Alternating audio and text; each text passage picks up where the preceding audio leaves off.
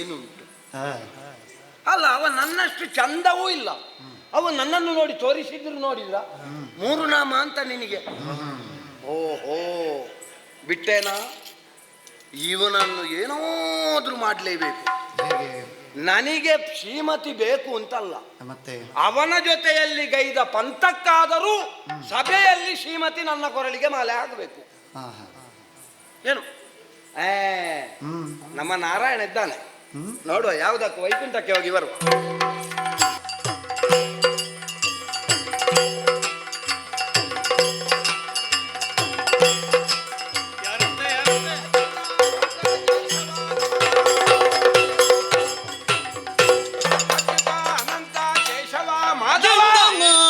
ಮಾಧವನು ಬಗಳಾನಂದವಾದುದು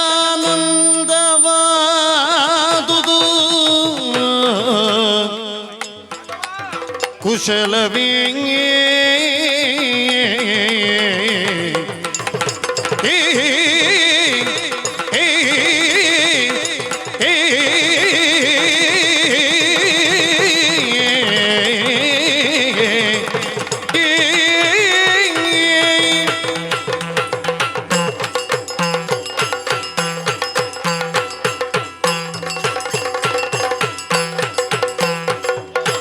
ಎಂದನ ಮಾಧವನು ಬಗಳಾನಂದವಾದುದು ಕುಶಲವೇ ಕುಶಲವೇ ನಿನಗಿಂದು ಸೌಖ್ಯ ಗಮನವೇ ಮುನಿವೃಂದ ತಿಲಕ, ನಿನಗಿಂದು ಸೌಖ್ಯ ಗಮನವೇ ಮುನಿವೃಂದ ತಿಲಕ, ನಿನಗಿಂದು ಸೌಖ್ಯ ಗಮನವೇ ಮುನಿವೃಂದ ತಿಲಕ. ಎಂದ ಮಾಧವನು ಬಗಳಾನಂದವಾದುದು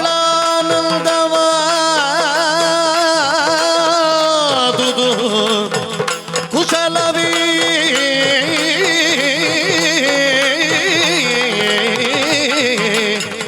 ಕುಶಲವೇ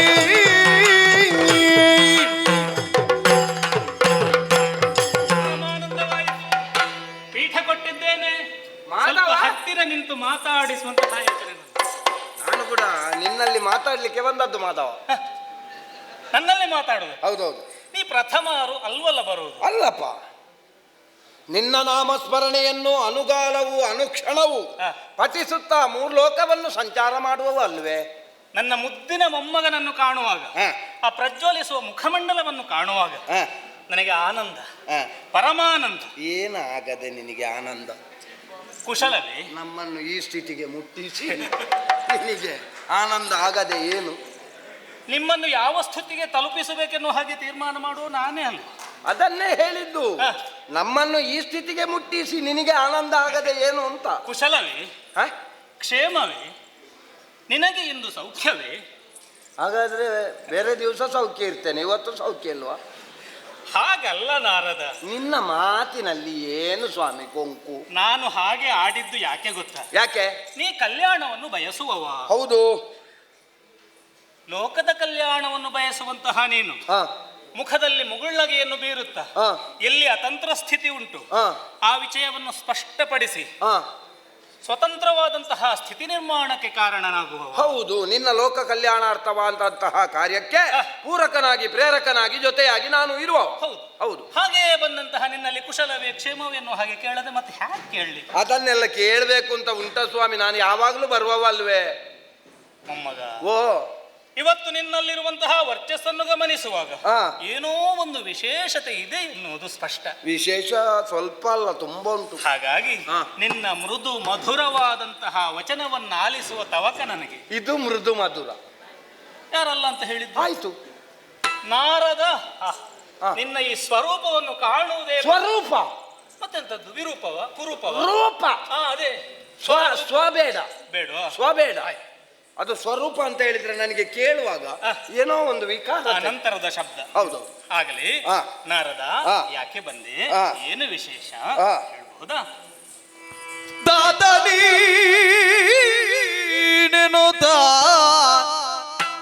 ಪರ್ವಗಳಲ್ಲಿ ಮಚ್ಚ ಮತ್ಸರಿಸುತ್ತಲಿದಿದೆನೋ ಸನ್ನಿಧಿಗೆ ತಾತ ನೀನೆನುತ ಮಾಧವ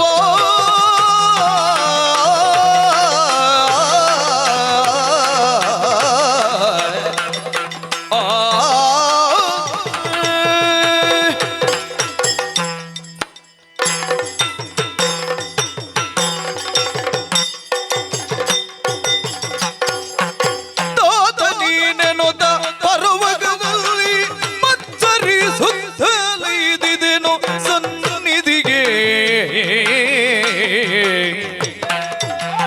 ಪ್ರೀತಿಯೊಳೆನ್ನ ಸಂರಕ್ಷಿಸಬೇಕ್ಯೋದು ಪ್ರೀತಿಯೊಳೆನ್ನ ಸಂರಕ್ಷಿಸಬೇಕ್ಯೋದು ಬಿತ್ತರಿಸಿದೆನಿಲ್ಲ ಕಥೆಯ ಮಾಧವ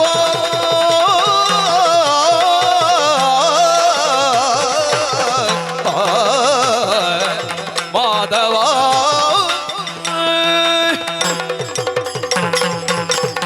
ಓ ರಮಾಧವ, ಏನಪ್ಪ? ಏನು ಅಂತ ಹೇಳಿ ಸ್ವಾಮಿ, ನೀನೊಬ್ಬ ಕಾಯುವವ ಇದ್ದಿ ಎನ್ನುವಂತಹ ಕಾರಣದಿಂದ ಪರ್ವತನಲ್ಲಿ ಪಂಥವನ್ನು ಗೈದು ಬಂದೆ. ಪರ್ವತನಲ್ಲಿ ಪಂಥವ? ಹೌದು. ನೀ ವಿರೋಧಿಗಳಲ್ಲಿ ರಕ್ಕಸರೆಲ್ಲ ಪಂಥಗೈಯುವುದನ್ನು ಕಂಡಿದ್ದೇನೆ. ಆ ನಿನ್ನವನೇ ಆಗಿರುವಂತಹ ಪರ್ವತನಲ್ಲಿ ಪಂಥ ಆ ಯಾಕೆ? ಕಾರಣ ಉಂಟು. ಏನು? ಸಂಕ್ಷಿಪ್ತವಾಗಿ ಹೇಳ್ತೇನೆ. ಅದೇ ಬೇಕಾದದ್ದು ನನಗೆ. ಅಂಬರೀಷನ ಮಗಳಾದಂತಹ ಶ್ರೀಮತಿಯನ್ನು ಕಂಡ ಕ್ಷಣದಲ್ಲಿ ನನ್ನ ಮನಸ್ಸಿನಲ್ಲಿ ಇಷ್ಟು ವರ್ಷಗಳ ಕಾಲ, ಇಷ್ಟು ಯುಗಗಳ ಕಾಲ, ಇಷ್ಟು ಮನ್ವಂತರಗಳ ಕಾಲ ಸ್ತುಪ್ತವಾಗಿ ಅಡಕವಾಗಿದ್ದಂತಹ ಕಾಮವಾಂಚೆ ಎನ್ನುವುದು ರೆಕ್ಕೆಯನ್ನು ಬಿಚ್ಚಿ ಹಾರುವುದಕ್ಕೆ ಪ್ರಾರಂಭಿಸಿತು. ಹೌದಾ? ಹೌದಾ? ಏನು ನನ್ನಲ್ಲಿ ಆ ಭಾವನೆ ಇಲ್ಲ ಅಂತ ಹೇಳುವುದ ಪುಣ್ಯಾತ್ಮ ನೀನು? ಸುಪ್ತವಾಗಿದ್ದು ಎಲ್ಲಿ ಪ್ರಭೆಗೆ ಬರಬೇಕು, ಎಲ್ಲಿ ಅದು ಅನಾವರಣಗೊಳ್ಳಬೇಕು, ಅಲ್ಲೇ ಅನಾವರಣಗೊಳ್ಳಬೇಕಾದದ್ದು. ಇಂದು ಬಂತು ಬಂತು ಬಂದಾಯ್ತಲ್ಲ, ರೆಕ್ಕೆ ಬಂದಾಯ್ತು. ಬಂತ. ಬಂದಾದ ಕ್ಷಣದಲ್ಲಿ ಶ್ರೀಮತಿಯನ್ನು ಕಂಡೆ. ಶ್ರೀಮತಿ? ಯಾರ ಶ್ರೀಮತಿ? ಶ್ರೀಮತಿ ಅಂತ ಹೇಳಿದ್ರೆ ಹುಡುಗಿಯ ಹೆಸರು. ಹೆಸರೇ? ಅವಳು ಅಂಬರೀಷನ ಮಗಳು. ಅಂಬರೀಷನ ಮಗಳು? ಹೌದು. ಅವಳ ರೂಪಾತಿಶಯಕ್ಕೆ ಮರಳಾದ ನಾನು ಅಂಬರೀಷನಲ್ಲಿ ಹೋಗಿ ಕೇಳಿದೆ, ಮಗಳನ್ನು ಮದುವೆ ಮಾಡಿಕೊಡು ಅಂತ. ಅಯ್ಯೋ ದೇವರೇ, ಕೇಳಿದ್ಯಾ? ಹೌದು. ಏನು ಹೇಳಿದ? ಆಯ್ತು ಅಂತ ಹೇಳಿದ. ಆಯ್ತು ಅಂತ ಹೇಳಿದ? ಅಲ್ಲ, ನಿನ್ನ ಲೆಕ್ಕದಲ್ಲಿ ಏನು ನಾನು ಎಂತದು ಮದುವೆ ಆಗ್ಲಿಕ್ಕಿಲ್ಲ ಅಂತ ಹೇಳುದು? ಆರಂಭದಲ್ಲಿ ಸೂಚಿಸಿದ್ದೀಯಲ್ಲ, ಸುಪ್ತವಾಗಿದ್ದದ್ದು. ಹೌದು. ಅದು ಹಾಗೆ ಇರಬೇಕಾದದ್ದು. ಹಾಗೆ ಇರ್ಬೇಕಾದ್ದು ಹೊರಗೆ ಬಂದಾಯ್ತಲ್ಲ. ಒಪ್ಪಿದನ? ಒಪ್ಪಿದ.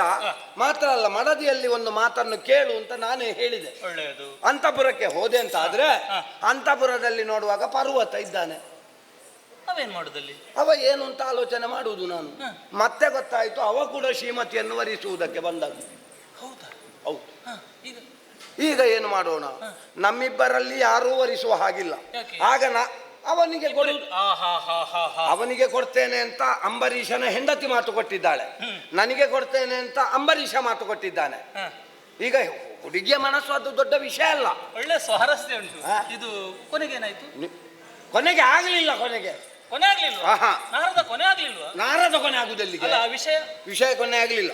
ಅದಕ್ಕೆ ನಾನೇ ಒಂದು ಉಪಾಧಿಯನ್ನು ಸೂಚಿಸಿದೆ. ಏನು ದಾರಿ? ನಾಳೆ ದಿವಸದಲ್ಲಿ ಸ್ವಯಂವರ ಅಂತ ನಿಶ್ಚಯ ಮಾಡಿ ಹುಡುಗಿ ಯಾರ ರೂಪ ಚಂದ ಕಾಣ್ತದೆ ಅವರಿಗೆ ಬಾಳೆ ಹಾಕಲಿಲ್ಲ. ಅಯ್ಯೋ, ನಿನ್ನ ಈ ರೂಪದ ಬಗ್ಗೆ ನಿನಗಿರುವ ಕಲ್ಪನೆ ಆ ನಗುವಿನಲ್ಲಿ ಸೂಚಿಸ್ತಾ ಉಂಟು. ಹಾಗೆ ನೀನೇ ದಾರಿ ತೋರಿಸಿದೀಯಾ? ನಾನು ರೂಪ ಇಲ್ಲ ಅಂತ ಹೇಳುದ ನೀನು? ಅಲ್ಲ, ಉಂಟು. ಆಯ್ತಾ? ಆಯ್ತು ಅಂತ ಒಪ್ಪಿಕೊಂಡ. ಆದ್ದರಿಂದ ಈಗ ನಿನ್ನ ಬಳಿಗೆ ಬಂದದ್ದು. ನಾನೇನ್ ಮಾಡುದು? ನೀನು ಮಾಡಬೇಕಾದ್ದು ಬೇರೆ ಏನೂ ಇಲ್ಲ. ಇಲ್ಲಿ ಯಾರನ್ನು ನೋಡುವ ಅವಶ್ಯಕತೆ ಇಲ್ಲ. ಅವಸರ ಅಂದ್ರೆ ಲಕ್ಷ್ಮೀದೇವಿ ಇದ್ದಾಳ ಅಂತ ನೋಡಿದ್ದು. ಲಕ್ಷ್ಮಿ ಇದ್ರೇನು? ಎಲ್ಲಿಯೇ ಆಗಲಿ ಹೆಂಗಸರ ಕಿವಿಗೆಲ್ಲ ವಿಷಯ ಬಿದ್ದರೆ ಅದು ವೈಕುಂಠ ಅಂತ ಏನಿಲ್ಲ, ಅದು ಪ್ರಚಾರ ಆಗ್ತದೆ. ಜಗತ್ತಿನ ಇತರ ಹೆಣ್ಮಕ್ಕಳ ಬಗ್ಗೆ ಹೇಳು, ನನ್ನ ಮಡದಿಯ ಬಗ್ಗೆ ಹೇಳಬೇಡ. ನನ್ನ ಮಡದಿಯ ಬಗ್ಗೆ ಅಂತ ಅಲ್ಲ, ಅದು ಎಲ್ಲ ಹೆಂಗಸರು ಜಾತಿಯ ಸ್ವಭಾವ ಅದೇ. ನೀ ಪರೋಕ್ಷವಾಗಿ ಅಜ್ಜಿಗೆ ಹೇಳಿದ ಹಾಗಾಗ್ತದೆ. ನಾ ಅಜ್ಜ ಹೌದಾ? ಹೌದು. ಹಾಗೆಲ್ಲ ಅಪಹಾಸ್ಯ ಮಾಡಕೂಡದು. ಅಯ್ಯೋ ದೇವರೇ, ಒಂದು ಮನೆಯಲ್ಲಿ ಅಜ್ಜಿಯಂದಿರು ಕೆಲವು ಮಾಡುವಂತಹ ತೊಂದರೆಯನ್ನು ನೋಡುವಾಗ ನನ್ನ ಅಜ್ಜಿ ಕೂಡ ಅದಕ್ಕೆ ಹೊರತಲ್ಲ. ಹಾಗೆ ಆ ಜ್ಞಾಪಕದಲ್ಲಿ ಹೇಳಿದೆ. ಹೌದು. ಈಗ ನಾಳಿನ ದಿವಸ ಸ್ವಯಂವರ ನಡೀತದೆ. ಅವಳು ಮಾಲೆಯನ್ನು ತಂದು ನನ್ನ ಕುತ್ತಿಗೆಗೆ ಹಾಕ್ತಾಳೆ ಅಂತ ನಿಶ್ಚಯ ಅಲ್ವಾ? ನೋಡಿಕೊಂಡು ಬರ್ತಾಳೆ ಸಭೆಯನ್ನು. ಬರುವಾಗ ಈ ಪರ್ವತ ಇದ್ದಾಳಲ್ಲ, ಪರ್ವತ ಸಭೆಯಲ್ಲಿ ಇರುವವರಿಗೆಲ್ಲ, ಅದರಲ್ಲೂ ಪ್ರಧಾನವಾಗಿ ಆ ಹೆಣ್ಣಿಗೆ ಕಪ್ಪಿಯ ಹಾಗೆ ಕಾಣುವ ಹಾಗೆ ನೀ ಮಾಡಬೇಕು. ಖಳವೈರಿ ನಗುತ್ತಿಂದ ಎಲೆ ಮುನಿಗಿ ವಿಷಯಗಳ ಮುನಿಯೇ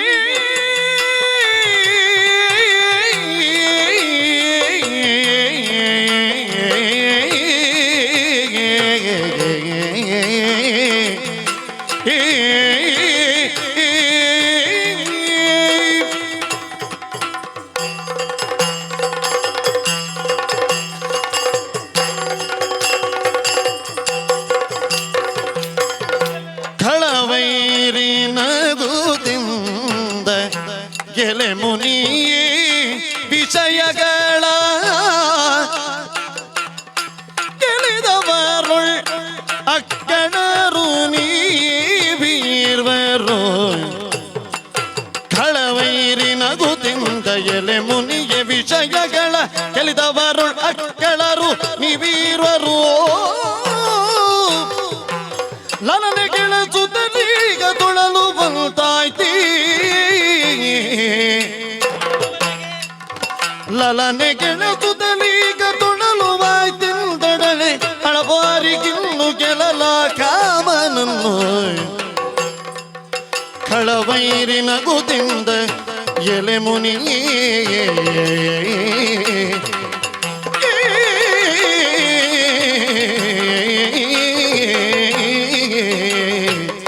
ಮುನಿಯೇ.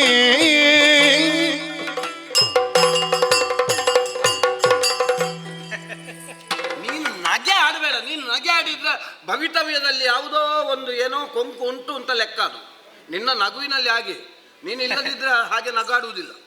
ಮುನಿಗಳ ಮನಸ್ಸಿನಲ್ಲಿ ಕೊಂಕು ಒಂದು ಮೂಡುತ್ತದೆ ಅನ್ನುವ ಹಾಗಿದ್ದರೆ ನನಗೆ ನಗು ಬರಲೇಬೇಕಲ್ವ? ನೀವೇ ಇರುವರು ಯಾರು? ಅಲ್ಲ, ಈಗ ಮನಸ್ಸಿನಲ್ಲಿ ಕೊಂಕು ಮೂಡ್ತದೆ ಅಂತ ಹೇಳಿದ್ರೆ ಅದಕ್ಕೆ ಪರೋಕ್ಷವಾಗಿ ಕಾರಣ ನೀನು ಉಂಟಲಾಗ್ತದೆ. ಯಾಕಂದ್ರೆ ಮನಸ್ಸು ಜಪಿತ ಅಲ್ವಾ? ಹಾಗಾದ್ರೆ ನೀನೇ ಕಾರಣ. ನಿನ್ನನ್ನು ನಾನು ನೇಮಿಸಿದ್ದು ಯಾಕೆ? ನಿನ್ನ ಪಾಲಿಗೆ ಒದಗಿ ಬಂದಿರುವಂತಹ ಶಾಪ ಅದು ಶಾಪ ಅಲ್ಲ. ನಿನ್ನ ತಿರುಗಾಟ ಎನ್ನುವುದು ಜಗತ್ತಿನ ಕಲ್ಯಾಣಕ್ಕೆ ಕಾರಣ ಆಗಬೇಕು ಎನ್ನುವ ಹಾಗೆ ತೀರ್ಮಾನ ನನ್ನದ್ದು. ಹೌದಪ್ಪ, ನನ್ನ ತಿರುಗಾಟದಲ್ಲಿ ಎಷ್ಟು ಮಂದಿಗೆ ಮದುವೆ ಆಯ್ತು? ನನಗೆ ಮದುವೆ ಆಗಿದ? ಹಾಗಾದ್ರೆ ನನಗೆ ಮದುವೆ ಅಲ್ವಾ? ಎಲ್ಲರಿಗೆ ಇದ್ದವರಿಗೆ ಮದುವೆ ಮಾಡಿಸ್ಲಿಕ್ಕೆ ಮಾತ್ರ ನಾರದ ತಂಪನ್ನು ಬಿಟ್ಟು ಚಂದ್ರ, ಪ್ರಖರತೆಯನ್ನು ಬಿಟ್ಟು ಸೂರ್ಯ, ನಾರದನನ್ನು ಬಿಟ್ಟು ಬ್ರಹ್ಮಚರ್ಯ ಇರುವುದಕ್ಕೆ ಸಾಧ್ಯವೇ? ನೀವೆಲ್ಲ ಹೀಗೆ ಹೇಳಿ ಹೇಳಿ ನಾನು ಇಷ್ಟು ವರ್ಷ ಮದುವೆ ಆಗದೆ ಕೂತ. ಇನ್ನಾದರೂ ನಾನು ನನ್ನ ಬಗ್ಗೆ ಆಲೋಚನೆ ಮಾಡಿದ್ದೇನೆ, ನನಗೆ ಮದುವೆ ಆಗಲೇಬೇಕು. ನೀನೊಂದು ಆ ತೀರ್ಮಾನಕ್ಕೆ ಬಂದಿರುವ ಕಾರಣವೋ ಏನು? ಇಂದು ಸ್ವಲ್ಪ ದಷ್ಟಪುಷ್ಟವಾಗಿ ಕಾಣುತ್ತಾ ಇದ್ದೆ. ನಾನು ಆಲೋಚಿಸುವುದು ಈ ಪ್ರಸಂಗದ ಪ್ರಾರಂಭದಿಂದ ಇಷ್ಟರವರೆಗೆ ಪ್ರಸಂಗದಲ್ಲಿ ಅಗತ್ಯ ಇರದ ವಿಷಯ ಅಂತ ಹೇಳಿದ್ರೆ ಇದೆ. ನಾನು ಯಾಕೆ ಆಡಿದ್ದು ಗೊತ್ತಾ? ನೀನ್ ನನ್ನನ್ನು ಹೇಳಿದೆ ನೀ ಮನಸ್ಸಿಜ ಪಿತ ಅಂತ. ಹೌದು. ಒಮ್ಮೊಮ್ಮೆ ನಮ್ಮ ಮನಸ್ಸಿನಲ್ಲಿ ಹೆಚ್ಚು ಉಲ್ಲಾಸ ಆಗುತ್ತಾ ಇರುವ ಹಾಗೆ ನಮ್ಮ ಭಾವಗಳು ಬದಲಾಗುತ್ತದೆ. ದೇಹದಲ್ಲೇ ನಾವು ಸ್ವಲ್ಪ ದಷ್ಟಪುಷ್ಟರಾದ ಹಾಗೆ ನಾವೇ ಕಾಣ್ತೇವೆ. ಅದು ಉಲ್ಲಾಸ ತೋರಿಸುವುದು ಹಾಗೆ ಹಾಗೆ ಹಾಗೆ ಅಲ್ಲ. ನನ್ನ ಮನಸ್ಸಿಗೆಲ್ಲ ನೀನು ಪಿತ ಅಲ್ಲ, ಅದು ಬೇರೆ ಪ್ರಶ್ನೆ. ಈಗ ಉಲ್ಲಸಿತನಾಗಿರುವಂತಹ ನೀನು ಏನು ನಾರದ? ಏನು ನಾರ ಅಂತ ಹೇಳಿದ್ರೆ ಜ್ಞಾನ. ಹೌದು, ನನ್ನಲ್ಲಿ ಕಡಿಮೆ ಉಂಟಾ?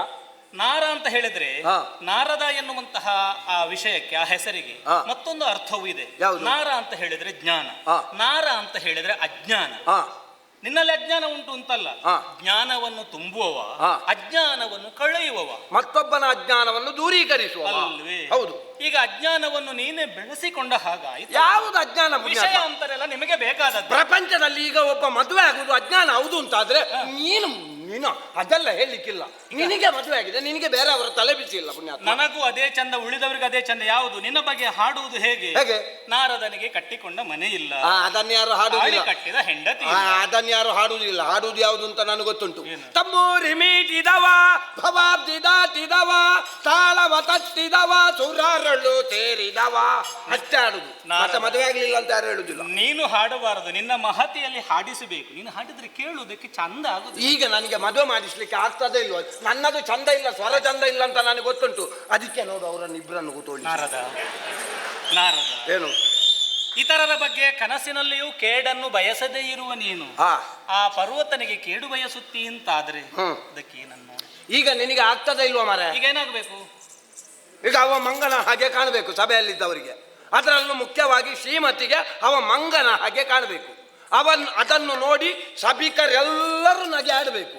ಅವನಿಗೆ ಮಾಲೆ ಬೀಳಬಾರ್ದು ಅಷ್ಟೇ. ನೀನು ಆನಂದದ ತುರೀಯ ಸ್ಥಿತಿಯನ್ನು ತಲುಪಿದ್ದಿ. ನಿನ್ನ ಗರಿಗೆ